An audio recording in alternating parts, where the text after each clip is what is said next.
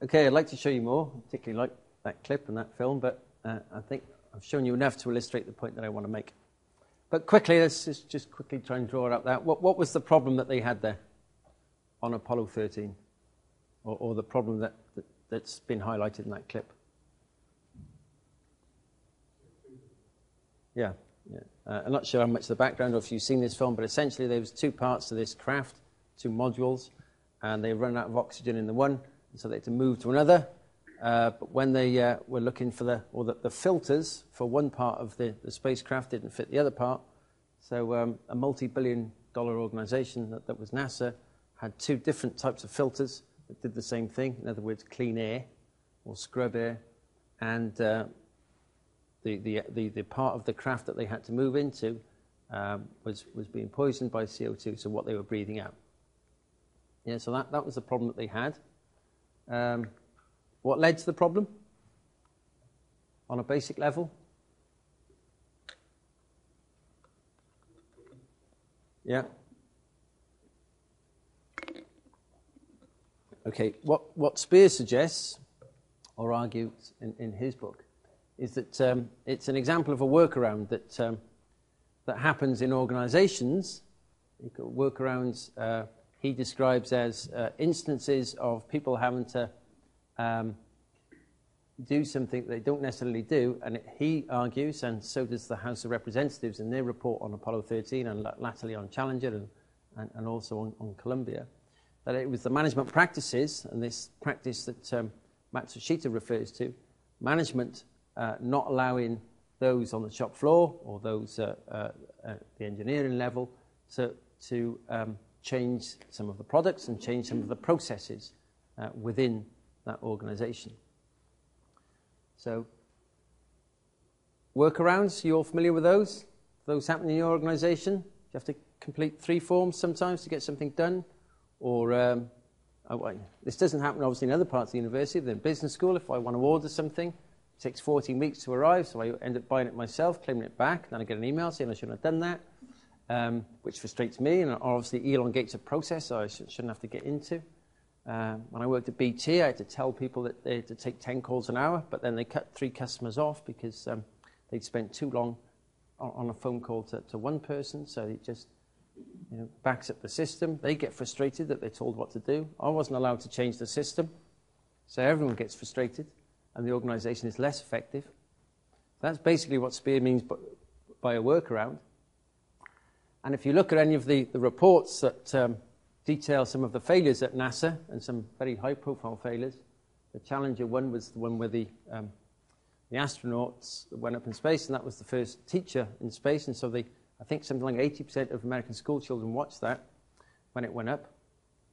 And all of those reports concluded the same thing, or largely the same thing. There was 9 in the Rogers Commission that came out of Challenger, that it was management practices within NASA, and in one it explicitly mentioned organizational culture, not allowing engineers, but people basically in the design process, to change some of the product, to change some of the, in this example, the filter, but it was the O-ring that was the problem on Challenger.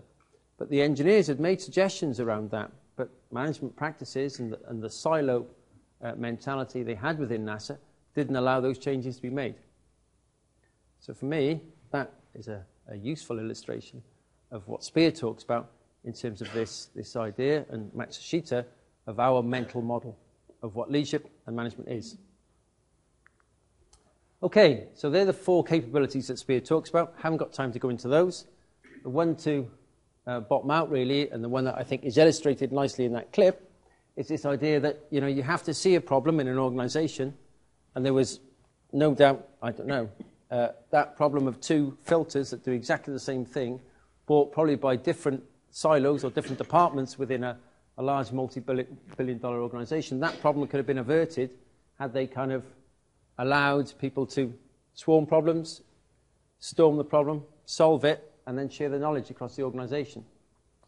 And the element that at the start I suggested is not a common feature of leadership and management models in this country, that possibly is within some Japanese models, is this idea of developing people, and actually developing people and allowing people to change processes and change products within an organisation. Okay, so I said I was going to give you an opportunity to briefly discuss. So in pairs, would you like to discuss, do you think Matsushita was right? Whether you think the British management model does need to change? And that last one, you can maybe answer to yourself either after tonight or later on, or that's possibly one for you to take back to work. Okay, sorry to have to stop you mid-flow. All the research suggests that people can't concentrate for more than about 20 minutes maximum. You read some research and it says about 3 or 4. So I was conscious I didn't want to tear on for too long talking.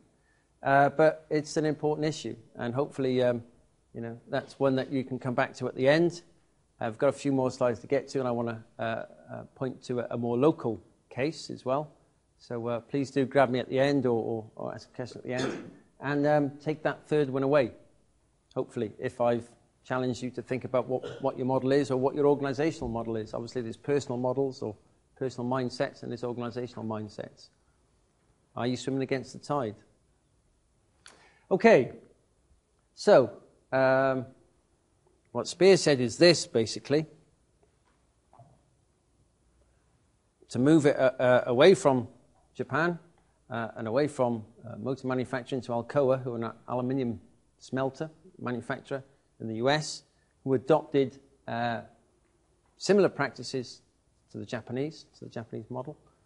And they managed to do this in quite and as you can see, that the top line there is the industry average, and these are lost work days per 1,000. So Alcoa started way below the industry average anyway in the US, and now they're down to 0.1 or 10% of one work day per 1,000 days they lose through injury.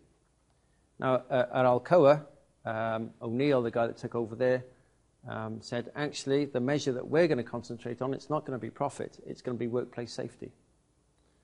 But what O'Neill realised was actually if we empower and we build a system that allows people, firstly, to feel safe, but secondly, to challenge our processes and to communicate upwards, any changes in processes that we need to make, we'll end up with a better product.